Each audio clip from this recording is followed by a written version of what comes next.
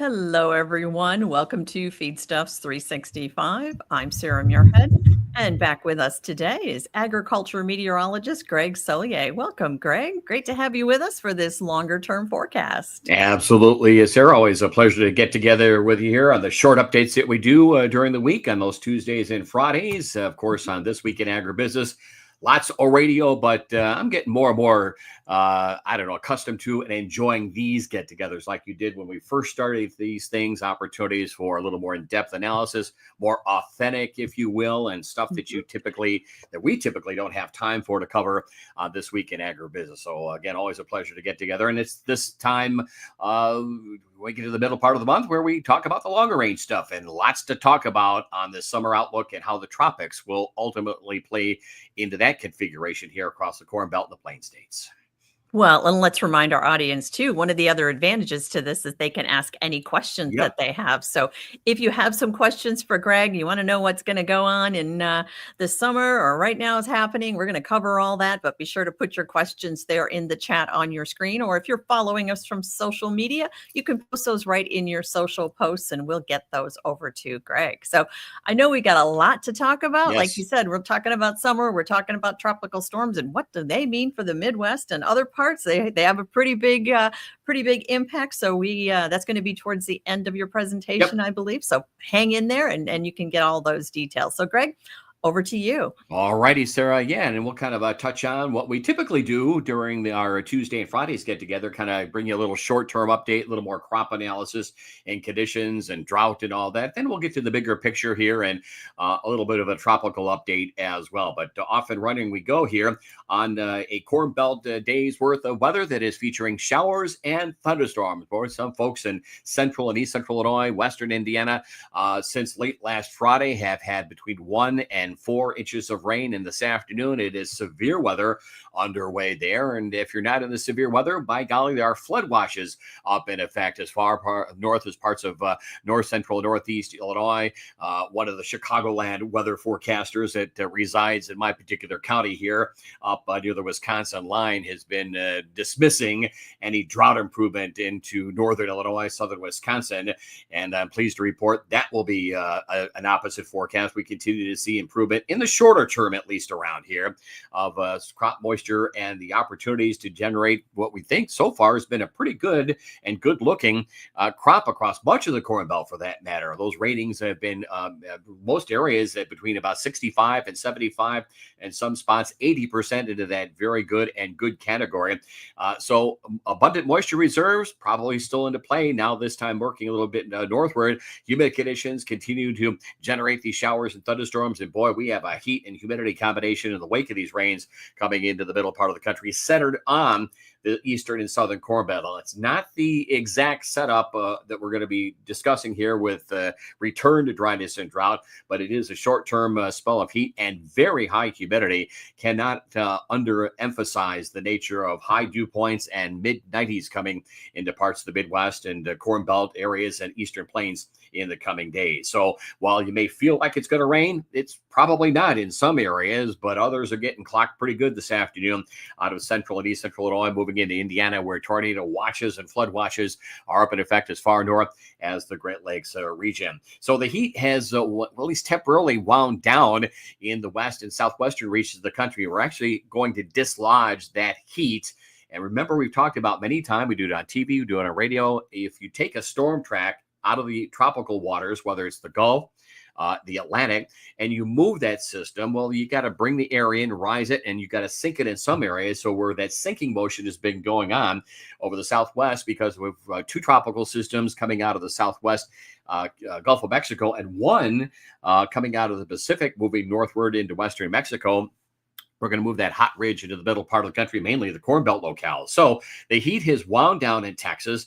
Thunderstorms have been the story. I think a couple of days ago, reported on 100-mile-per-hour winds at Wichita, close to 90 miles per hour at Hutchinson, Kansas. And so lodging, blowdown of some of those mature winter wheat fields. And it's been a struggle trying to get those winter wheat harvested, those combines to move northward over these wet grounds, would you believe, in Kansas. And now no drought at all into Oklahoma. So that's That's been the saving grace. We've knocked the heat down. Storms have wound down as well, but there is certainly cleanup and recovery in some of those areas of Kansas and Oklahoma because of wet grounds, wet pasture lands, flooded pasture lands, and or down and lodged at winter wheat. The heat continues, at least from a high humidity standpoint, across the deep south and southeastern states. Many areas are still, at least through the Cotton Belt, trying to wrap up planting operations. It is very late for that through Alabama, Georgia, and parts of Mississippi. Pasture lands looking great. Grasses are looking great. The dry time and the warmth is a benefit to the summer crops down there as well. At least 80% of the pastures are good to excellent in Alabama, Georgia, points on northward, and just about every other state at 50% or higher. So the rains, and there's still some scattered showers and thunderstorms down in that particular part of the country, have been a great benefit. They were a little out of control in some areas during the month of May and part of April, but that has since passed. Anyway, the recent heat in the western states tapped into what minimal snow cover we had in the Sierra ranges. The couple of thunderstorms got going there a couple of weeks ago as well, but otherwise heat has been wound down, but is forecast to well right back up and make a quick dash into the middle part of the country in the next couple of days. About 39 to 40% of Washington State's spring wheat crop is headed well ahead of the 5-year average, testimony to the heat and the dry time across the Pacific West and Intermountain West. Looking ahead over the next several days, it's rain and big rain and rain all at once at perhaps in the parts of Illinois and Indiana at rainfall rates in some areas of an inch or two an hour. So you'll get your 1 to 3, but it may happen in a very short span of time. And again, heads up on the severe weather as it makes its way into parts of western Indiana, and very high humidity, which will temporarily come down for the end part of the week and then well right back up off of south winds off the Gulf. And remember, many areas, all of the deep south is overtly wet. All of the Ohio Valley is wet with wet grounds. Parts of the southern and southeastern Corn Belt are wet, and back towards the Missouri as well. So you transport that humidity and moisture on northward, and with daytime heating, you're going to have heat index values that push 100, 105, 108, 110 in some areas. So not fit for man or a beast. On the livestock side, of course, space them out, water them down. Phrase Max Armstrong loves. Kidding. And I probably say too much on TV, but it's the story. It's the case across the middle part of the country, Corn Belt and back into the Plain States areas. The weekend will send 100-degree heat. Now, you get accelerated crop growth and development. We've had a fair amount, but the drought's not over. A fair amount of rain. Root systems are kind of shallow, and then they're overtly shallow in these very wet grounds. And boy, you put some fast evaporation and wind into this, you kind of make that top few inches of soil rock hard. We'll see what happens in some of these early stages of growth across parts of the Corn Belt in the coming days. And there'll be at least 95-degree readings in many to all areas of the remainder of the Corn Belt, except far to the north, and any influence of the Great Lakes waters in the coming days. Slightly cooler air will be on the move into the northern plains, upper Midwest. And boy, that's going to be a trigger point on the backside of this hot ridge and the jet stream in from the southwest. These storms will just blow up, and we're going to have some issues regarding severe weather in the upper Midwest, far west and northwestern Corn Belt, Great Lakes areas of the Corn Belt going forward, probably mid to late portions of next week as that slightly cooler air settles on in. That is the heat wave for the middle and late stages of the month of June. It will go from, just putting the pedal to the metal and pushing, mid 90s and upper 90s away from the influence of the Great Lakes areas to parts of southern Wisconsin, northern Illinois, eastern Iowa, into Ohio. Heat index values 105, 110, tough on man, tough on livestock, tough on beast. Just do the best you can with the water lines and shelter and ventilation areas, and this will be a propagation from west to east on the expected heat wave weather pattern that builds on in the coming days. So plan accordingly here in the days to come in that particular part of the country. And there is the layout of hot weather from the central plains into the western Corn Belt, heading through the early to mid-week portions of next week, mid to late next week. It's focused across a good part of the at least our eastern Great Lakes region and Ohio Valley locales. And overall, overall, the expectation is that nighttime readings too will be pretty balmy in that mid 70 to 80 degree range, and the heat will be widespread, and the advisory is widespread as well, from the high plains to the Atlantic, south to the I-10, I-20 corridor, and into the parts of the Great Lakes region. So that's the story there. And the shorter term this afternoon, showers and thunder, and this is the way we lay things out and talk about things on these Tuesday and Friday updates. We'll get to the longer range stuff here, but before you can build that equipment shed, you got to get the foundation in. And there is the Wednesday afternoon showers and thunderstorms across Illinois.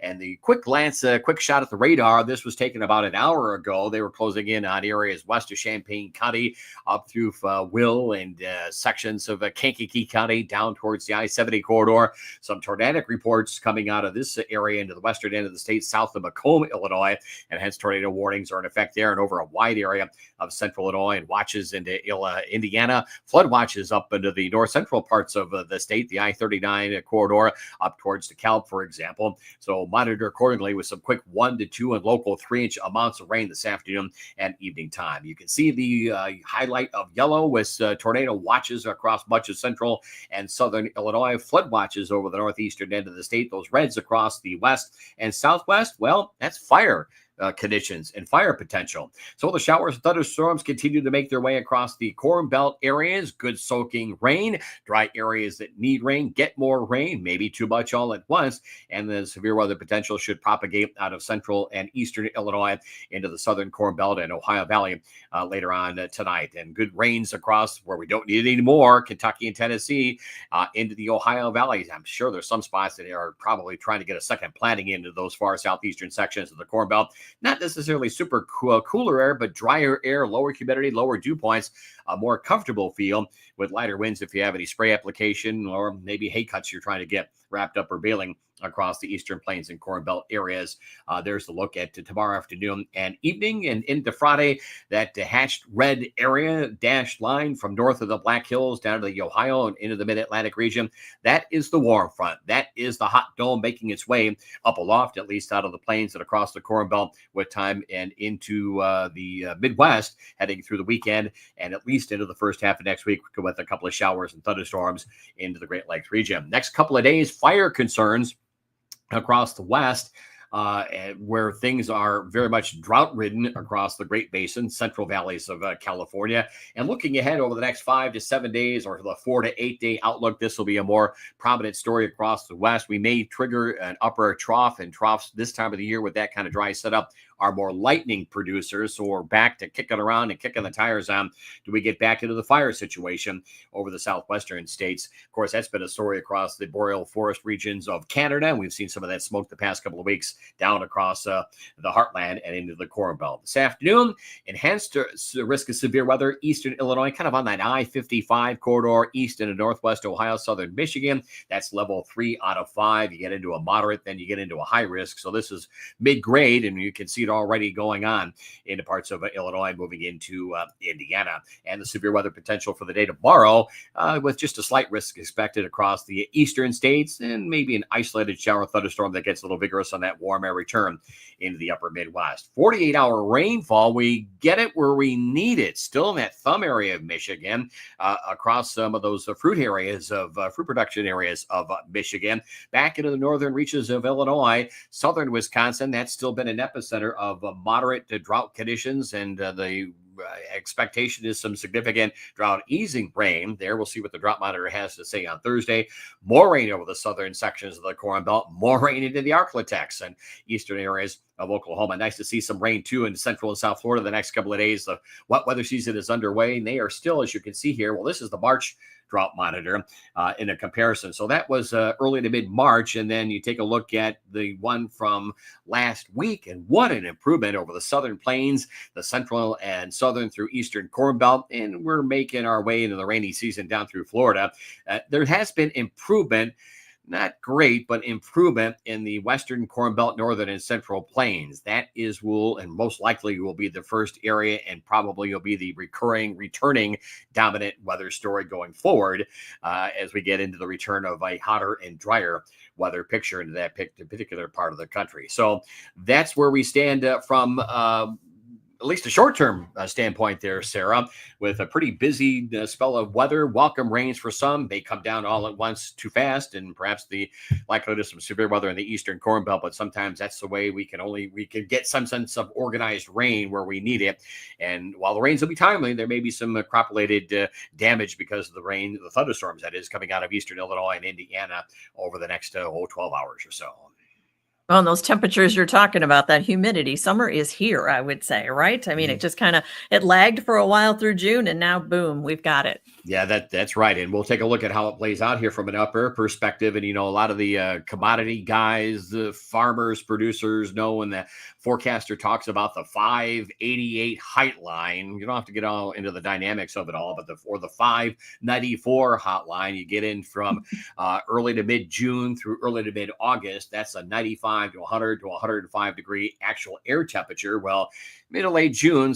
And grounds are wet. If it were a drier consistency, the soils easily past 100 in a lot of the eastern Corn Belt areas. But mid to upper 90s is going to be pretty tough by Saturday, Sunday, Monday. You can see that H, and that represents high pressure, if you will, not necessarily, but for our discussion purposes, up aloft. And you take that air, you sink it, you compress it, you work with gases in a equipment shed, engines, for example. You could press that, you heat it up. Same with the atmosphere. It's just the atmosphere is piled up, and you sink it, and then underneath that, you blow in some sense of a southerly component to winds, and you bring the Gulf moisture in, and then on top of that, grounds are just incredibly wet.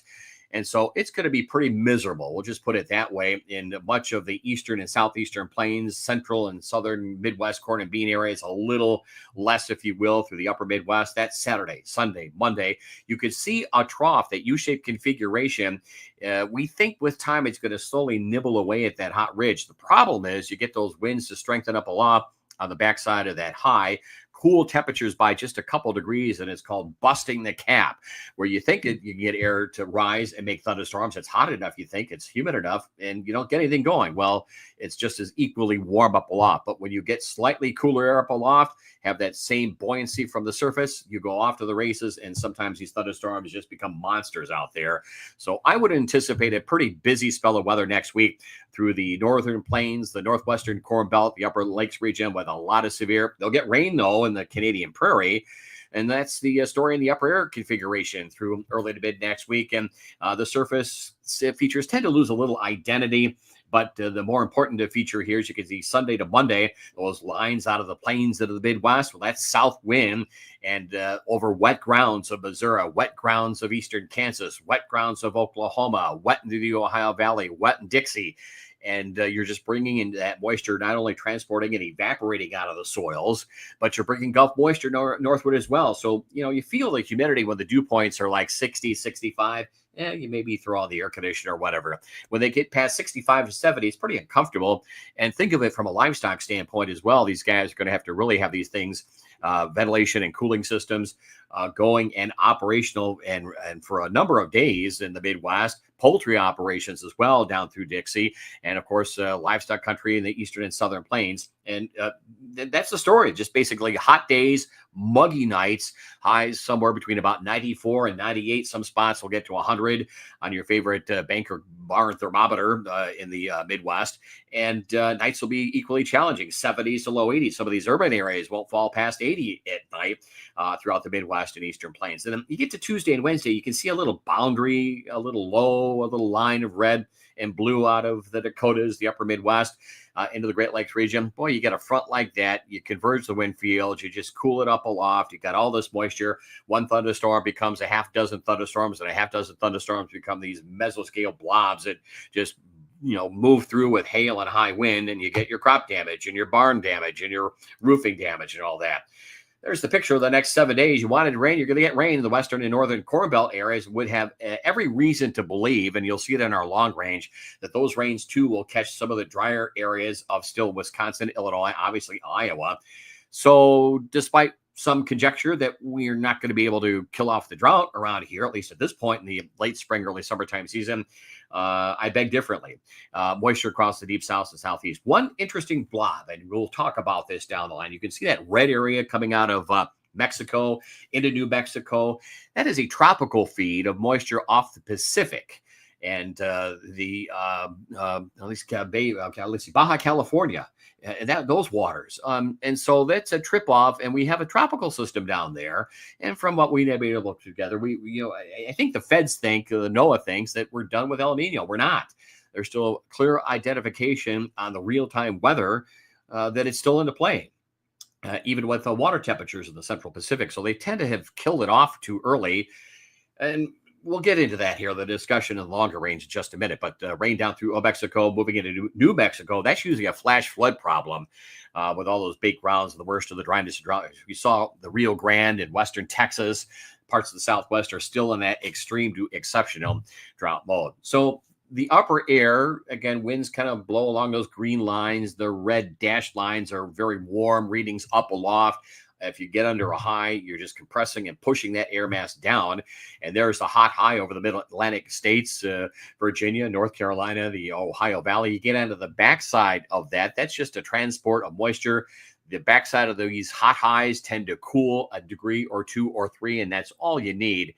Just the slightest trigger, and you're off to the races with thunderstorms. And you'll see, it's tough to see, but forecasters will watch the southern end, the southern line of these trough lines coming out of the west and plain states this time of the year, because along there and north of there, you have little ripples that are just enough with cooling up aloft, Gulf moisture, daytime heating, a little wind shift up aloft, and boom, here come the thunderstorms flaring up during the course of the afternoon. But sometimes they get going late night, early morning as well. There is the last of the heat. And again, it's a kind of a readjustment, a progression as the tropics quiet down in the southwestern Gulf. Again, there's two features that are coming up. One, or those two, are the northern extent of what's coming out of the Pacific that will introduce rains, I think, in the southwestern states and help to get the rainy season going all at once, unfortunately. We don't have any problem with this analysis as well through the end part of June in the southwestern reaches of the country. That's going to be flash flooding, livestock people. Plan accordingly. A lot of lightning, hail potential as well, dry, cold air off those mountains. And that's just the way we make the hail and big hail down through West Texas and areas of New Mexico. And the rains, too, continue on in the upper Midwest, northern and central plains. Where we need the rain, we get the rain. And it continues on there. And again, no official endorsement, but generally the right idea. Take it to July 1st. The heat is kind of collapsing a little bit. We're going to get ready for a little pattern shift here going forward into the first half or so, or during the first half of the month or so of July. Remember, weather moves a lot slower. The big pattern shifts don't happen all at once like you do in the colder seasons. It takes a while. It's a process, but it will get underway. And we begin to see the flattening of the ridge, fronts that make a little better progression into the middle part of the country, and hence the rainfall too, as well, into the plains and into the Corn Belt area. So just as we get into the heat and high humidity and fast evaporation, and if you're okay on soil moisture to begin with, accelerated crop growth and development, it'd be time for some rain, and we'll get into that. Next 2 weeks out through early July, no problems with this. The winding down of some of the heat in the eastern states, don't have any problems with this as well. Rain still in the forecast into probably July. Expect a couple of showers and thunderstorms in many areas of the Corn Belt and the northern and eastern plains. We'll go off on the limb here for the 4th of July. Plan accordingly there. The moisture continues of a Pacific origin. Still El Nino into play, because in El Nino setups, El Nino is more dominant and helping to drive a tropical weather pattern in the eastern Pacific. Winds are too strong up aloft in the tropical Atlantic shear to get anything going. And there's a couple other mitigating situations and problems in the Atlantic to get anything going out there. So, Sarah, that's the whole long story to get us where we're at right now. We'll take a look at the summer outlook going forward here and get into the tropics here over the next few minutes. And again, we have these updates on This Week in Agribusiness, our usual get-togethers as well. We amend things. So this is the way we see it here through the waning weeks of June, July, and into August. And a reminder, if you have any questions, feel free to post those at any time in your social feed or in the chat on the screen there. So take it away, Greg. All right, here we go. And heading through the rest of June, still a weak El Nino. We still have this to contend with, spells of heat. Yes, the heat is winding down. The 95 to 100 degree to a little better than 100 degree heat should wind down, but then rear back up, especially moving on through the very end portion of the month of June into the very beginning part of July. The main emphasis we want to draw here to your attention is while there's ongoing dryness and drought in the Southwest, there may be some significant, unusually so, rains into Southern California, the southwestern states. The tropics are busy for now in the tropical waters of the Pacific and still under the ridge. While it is a hot ridge and hot readings into the, frequently past 90 to 95, which would be generally about 4 to 6 degrees above average, we should still be able to undercut that and generate moisture in much of the eastern Corn Belt and sections of the western Corn Belt. So with rapid crop growth and development, the heat is on and the rains continue on. You may not necessarily like the degree and the type of rain that comes through from a thunderstorm standpoint, but that's the way you got to do it this time of the year. Things do wind down again, as mentioned, the beginning part of June, early to mid July. We do see kind of that jet stream taking on more of a northwest to southeast orientation. Temperatures are still above average, pushing 90, even low 90s, and that's pretty much common this time of the year with a few degrees above average in the plain states. So an easing of stress on man and beast, not completely. It's still there, but a better go of it with maybe less humidity in the air, more normalized temperatures, and an easing of stress on crops and livestock operations over the northern plains, Great Lakes areas, and into the eastern states. Heading through the July setup, we still have rain in the forecast around here. There hasn't been much of a change in our thinking. It's a little slower evolution, but we have to wait for the Atlantic basin to get going, retrograde this whole weather pattern back to where we started from. And that's the way we will see summertime conclude and move into early autumn. And we'll show you how that transitions out with not only a tropical system out of probably the last of which out of the Eastern Pacific, but finally, probably mid-July. I think we're still probably 3-4 weeks out with not a very great or identifiable monsoon season off of Africa.